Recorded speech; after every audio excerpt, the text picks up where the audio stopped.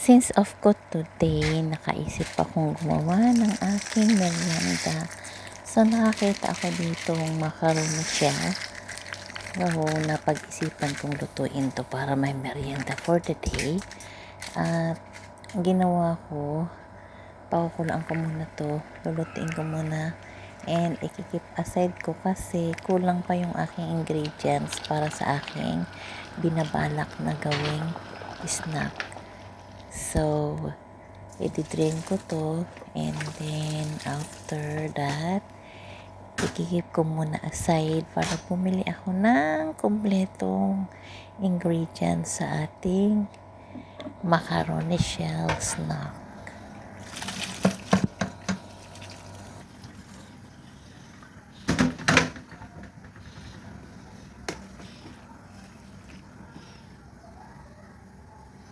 Hi guys, labas muna ako. Sa likod ako supermarket. Bibili ako ng aking lulutuin ngayong aming snack. So, mag-walk na ako kasi sobrang yung traffic. And then secondly, mahirap yung parking space dun sa market na pupuntahan ko. So, labas muna ako guys para bumili ng ating kailangan sa ating gagawing snacks. Actually, holiday ko ng 4 days from yesterday. So, naisip ko magluto muna ng ating makakain. Yan. Ground floor. Yes. Ako lang yung passenger. Yan, nandito tayo sa elevator. Open the sesame. Yan. Labas muna tayo. Mag-walk na lang ako. Although mainit siya, but what to do? It's better not to walk than to struggle and find parking space. So, yan. Mag-walk muna tayo, guys. Mainit, but what to do? So, dito sa likod ako dumaan. Sa likod ng mga furnitures. So, may mga furniture dito na nililinis para mabinta to. Kasi mga second hand na to, nililinis nila and then ipa-plastic again. Yan, yung harap na yan is yung mga furnitures, mga second hand furniture offices. So as I said, na sa likod ako, so may madadaan tayong mga garbage bin. So ito na yung ano, pag ready na, sinusupot nila na ganyan, oh, para ibenta ulit. So mag-walk muna tayo guys and see you in the market na. I think I'm gonna take 10 to 15 minutes na maglakad. See ya! See you dyan! Lakad ako, nadaanan ko tong mga dove birds. So mababait yung mga dove dito kasi pwede mo silang lapitan lang. So habang naglalakad tayo, nandito yung ating mga kaibigan dove. Yan. Ang cute nila, diba? So, let's go again. Yan. Guys, yung mga second hand furnitures, ganyan yung delivery nila, oh. Nilalagay sa truck. So, i-deliver na yan sa mga nag-order. Yan. Yan, ganyan. So, manang kulay na ito. So, isa din itong nilinis kanina para i-deliver. So, pero ang cute ng green. Oh. So, pasensya na kayo dito sa ano, kasi ito talaga yung place ng nililinisan nila ng mga furniture. Yan yung surroundings ng nilalakaran ko. Yan, nandito na ako. Malapit na ako sa supermarket na pupuntahan ko. Nakaano na ako. 12 minutes na akong naglalakad. Sa likod ako dumaan kasi ang hirap pag sa highway daming sasakyan. So, naglikod ako. Hinihingal na ako. Kulang na talaga sa exercise tayo, guys. So, I think I'm going to start na my gym tomorrow, probably. So, ayan. May bird na naman dito, oh. Hindi ko alam kung anong tawag sa birds na to. Maliliit sila. Yan, oh. Sa atin yata, Maya siguro yan. So, andito na ako. May dumaan tao, hindi natin pwedeng kunan sila sa face nang walang paalam. Guys, nandito na tayo sa may supermarket. So, kailangan ko nang mag-cross ng road Kasi yung supermarket is on another side. Ayan. Eto na tayo sa supermarket. Exactly 15 minutes ako nag-walk. So, hindi natin pwedeng itaas yung ating camera kasi bawal naman kunan ng mga tao. So, andito na tayo. Pupunta tayo ng basket. Ito na tayo, guys. Hanapin natin yung ating kailangan. So, kanina nakabili lang ako ng macaroni. So, hindi ko na kailangan bumili ng macaroni. So, bibili lang muna tayo ng iba pang ating kailangan. Katulad nitong sauce. Yan. Tomato sauce lang yung kailangan natin, guys. So, maliit lang na sauce yung ating kailangan. So, ayan. Ito lang siya. Yung ating tomato sauce. So, ano po bang kailangan natin? Ating bumili ng ating giniling na baka. Punta muna tayo sa meat section. So, punta tayo sa meat section. Kailangan natin bumili ng giniling na baka.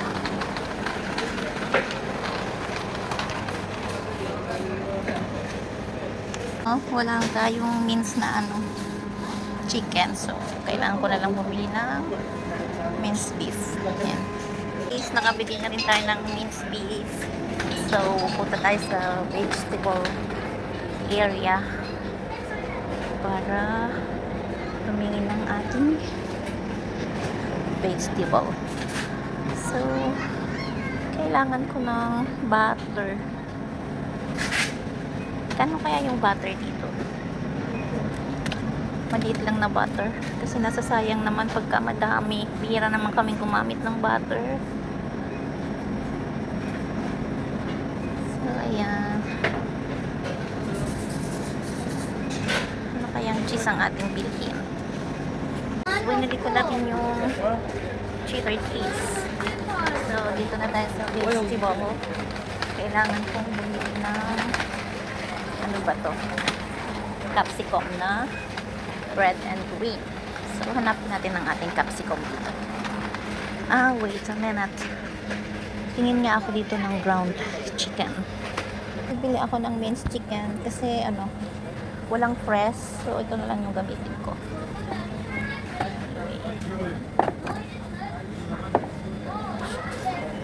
Ang laki-laki ng basket ko pero konti lang naman yung aking pamimilhin. Kasi nakapamalingki na kami kahapon sa mga needs namin sa bahay. Ito na lang yung kailangan ko. And I'm going to check also yung ating hot dog. Ito. Magkano kayo itong hot dog na to?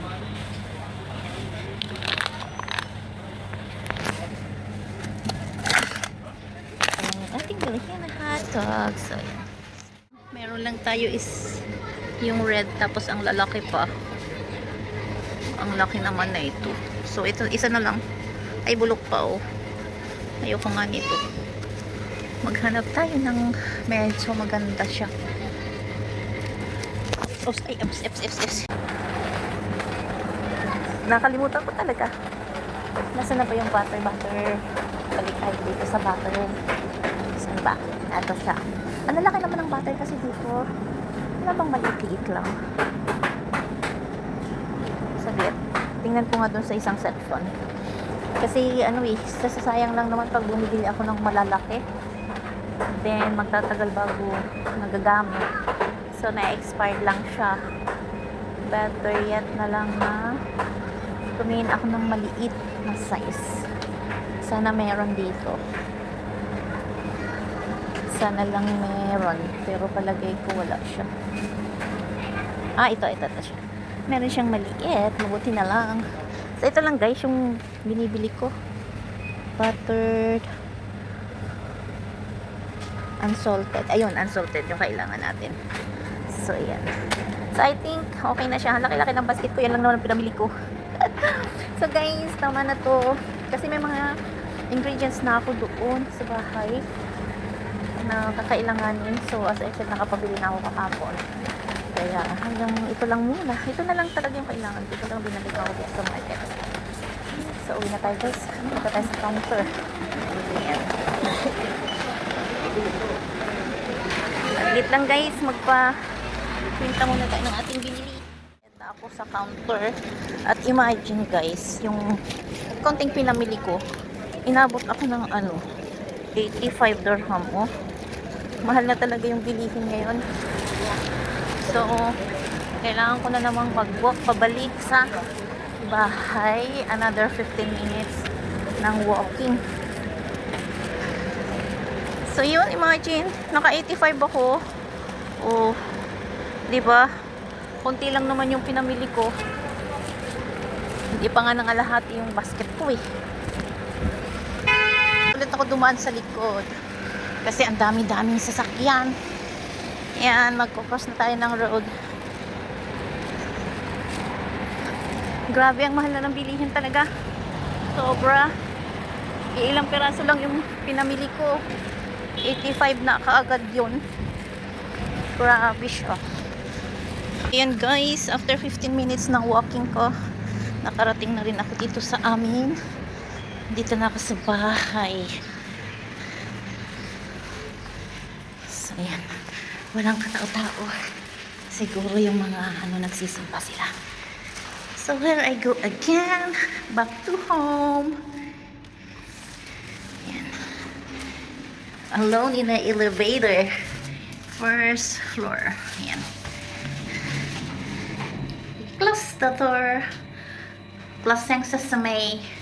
And now, open sesame.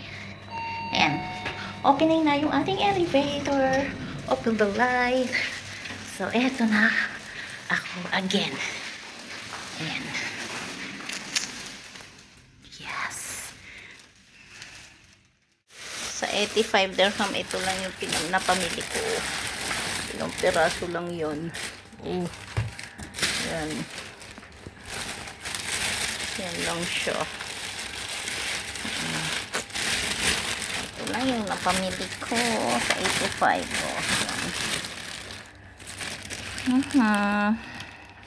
Ating minced beef. Pakukulan po natin siya ng konti. Kasi yung para maalis yung lansa niya. Yung tugo baga. So, sanay talaga ako na pakuluan ko muna to ng konti. So, ayan. Yung ating minced na chicken. Minced chicken. Pakuluan ko din siya. So, ayan. Minutes lang yan. 2 minutes siguro. So, ito guys, kumulo na yung ating beef. Giniling na beef. At saka, pinakulaan ko to talaga para nga maano yung dugo. Kumbaga sa amin, is sinalbusan and then in-strain ko siya and hugasan natin ng warm water para maalis talaga masaid yung mga blood dito sa ating minced beef.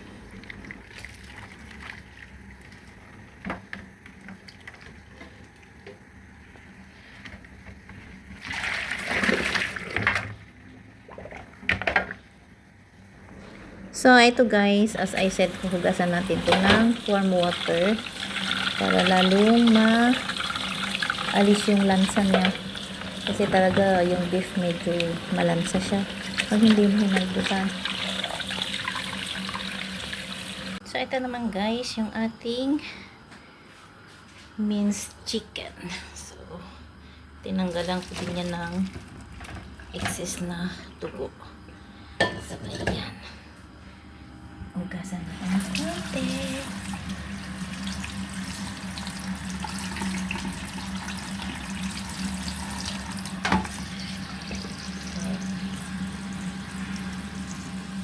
So, ito guys, inihanda ko na yung kakailanganin natin sa ating paggawa ng ating meat sauce. Yan. And first, maglagay na tayo ng butter.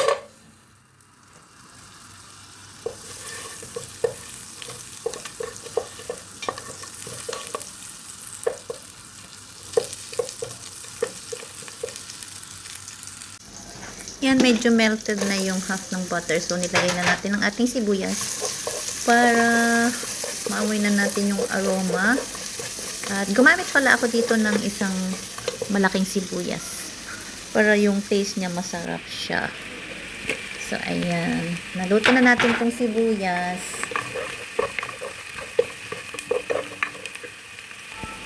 Isusunod natin, guys, ay ang ating minced beef. So, ilalagay natin dito at saka gagawin natin, ano natin na dito, golden brown. Para medyo malutong naman. So, ganito ako mag-ano ng minced beef. So, gagawin natin to is turning golden brown. Kanina nilagay ko na yung bawang pala.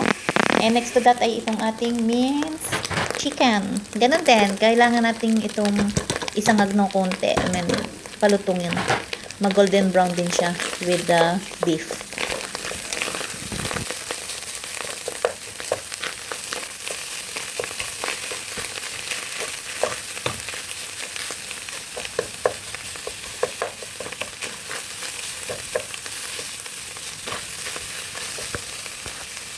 So, yan guys, na golden brown na yung dalawa at isusunod naman natin itong ating capsicum. Itong capsicum, pangpalasa din to na medyo nakakaagaw ng taste niya ng between the minced beef at saka minced chicken. So, pampalasa to na capsicum at isunod natin ang ating hot dog. Ayan. Ini-slice ko na to kanina, hindi ko na pinakita para mabilis. So, ayan, ating uling to yung hot dog with capsicum. Atin ding ipiprito for some time. At ayan guys, nagawa ko na itong lahat. At isunod ko naman ay ang ating tomato sauce. Halo-halo, haluin natin ng konti para mabalance yung lasa ng tomato sauce sa ating mga ingredients. At as usual, naglagay ako ng 3/4 cup of warm water. Parang lumambot siya.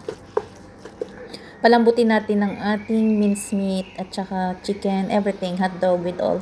So, nilagyan ko lang to ng 3/4 cup of water. Tamang-tama lang para sa more na pampalambot ng ating karne. Kasi nga, ito yung ating meat sauce. Pakukulaan natin to hanggang sa maluto lahat ng ingredients, hot dog, chicken, and beef. So, after nito, pakuluin, i-keep aside po natin for a while para naman sa susunod na ingredients na kailangan natin isama dito.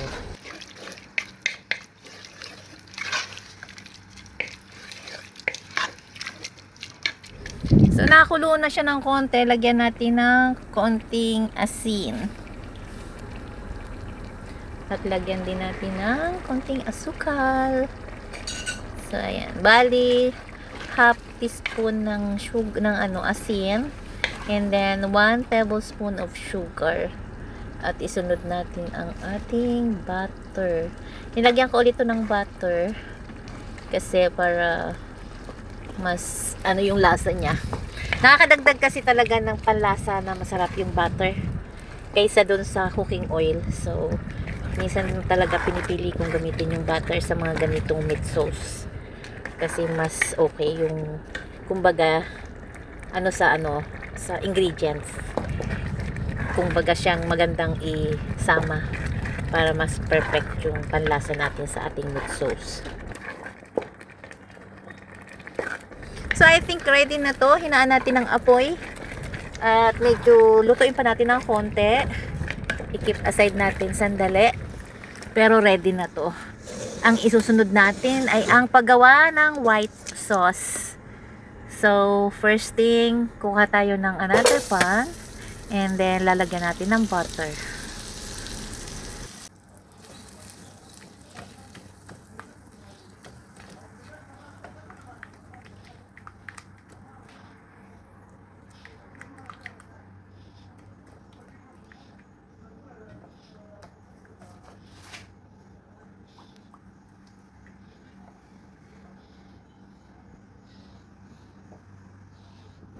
Then, pag na-melt na yung butter, maglalagay na tayo dito ng evaporated milk. Well, actually, ang ginamit ko dito is fresh milk. And then, hinaan lang natin yung apoy para kumulo ng konti. And habang inaantay natin kumulo yung ating white sauce, ilalagay na po natin itong ating macaroni shell dito sa ating meat sauce. So, ayan, inire-ready na natin. Ilalagay natin lahat at ating hahalu-haluin para yung taste niya is mabalance natin.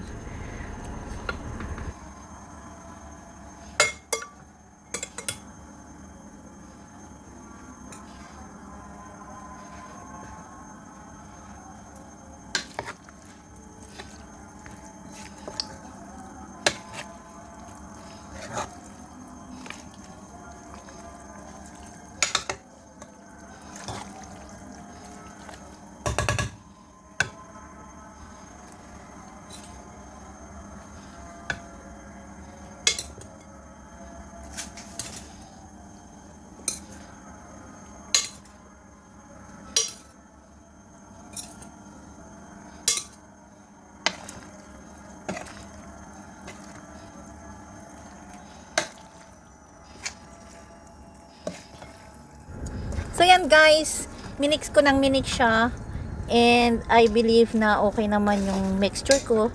Palagay ko okay na yung lasa nito. Bali balances na kahit nailagay na natin lahat ng macaroni shell. So next step natin is ilalagay po natin to sa container. Yan. So it looks so yummy. So ito yung container na paglalagyan natin ng ating macaroni.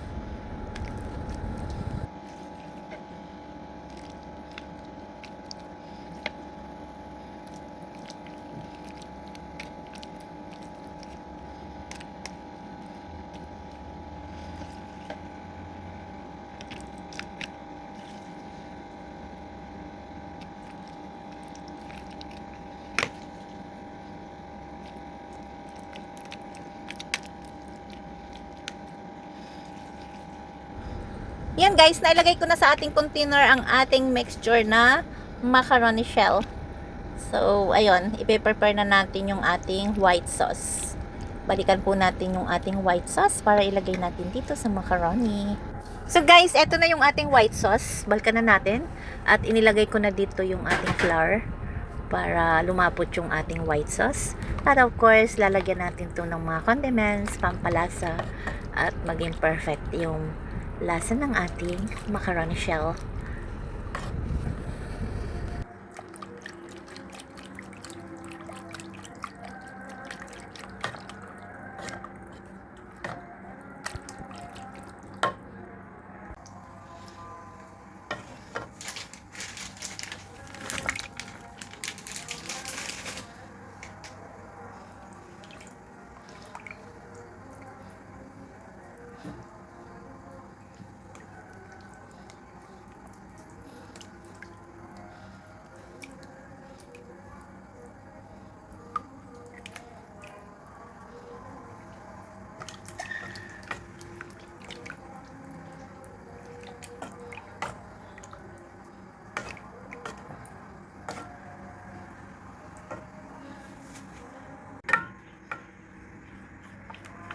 So, ito na guys, medyo lumalapot na yung ating white sauce. Kailangan lang ng kunti pang halo para masiguro nating luto na yung ating flour. So, ito na siya. Ilalagay na natin on top. Bali, magiging toppings to ng ating macaroni shell. So, look at that. It's really look yummy.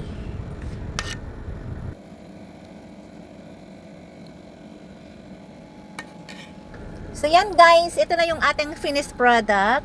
At nakagawa ako nito ng 9 container sa isang 500 gram na macaroni shell. And on top of that, nilagyan ko pa rin to ng ating cheese. Bumili, 'di ba? Bumili ako kanina ng easy melt na cheese. So inilagay ko to. At actually, i-steam po natin to. Yun talaga yung pinaka-final na gagawin natin dito sa ating macaroni shell. Para yung yung cheese, yung pinaka-final top cheese is ma-melt siya on top. So, let's wait for another 5 minutes to be ready.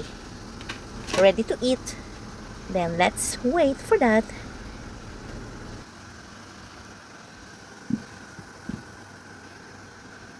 After 5 minutes, it's ready na. Look at this. Na-melt na yung cheese na nilagay natin on top. And then, eto na siya. Pwede na natin tong kainin or ihain sa ating family. So, it's really look yummy. Look at that. So, actually, maano to sa ating special occasions, sa family, sa friends. Pwede rin natin gawing pang gift and then pang negosyo. So, thank you so much for watching again.